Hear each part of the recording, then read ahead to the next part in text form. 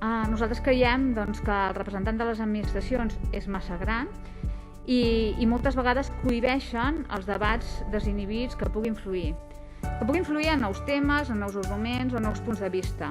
Creiem que ha d'haver-hi un procés d'avaluació de les meses del nostre poble per veure si han funcionat, si hem aconseguit els objectius que vostès com a govern plantegen, però també cal valorar si les meses han funcionat i complert les expectatives de la ciutadania i de les entitats. Votarem a favor.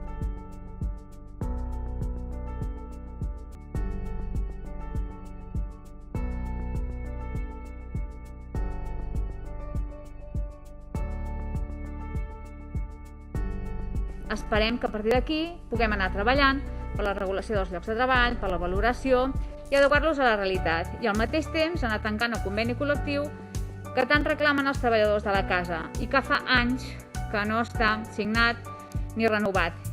Que comencem a veure fruits o comencem a palpar resultats, perquè portem ja temps amb anàlisi, amb disseny. Jo crec que ja hi ha una molt gran anàlisi i disseny, que dic jo, dic el grup, i ens manca una mica d'arrencar amb fets.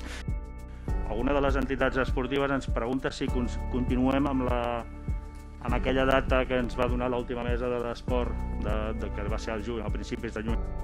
Voldríem enviar un missatge d'escalf des del nostre grup a totes aquelles persones que estan patint problemes de salut i us desitgem a tots vosaltres una pronta recuperació. També demanar als santquirzencs i les santquirzenques la màxima protecció davant de la Covid, molta precaució.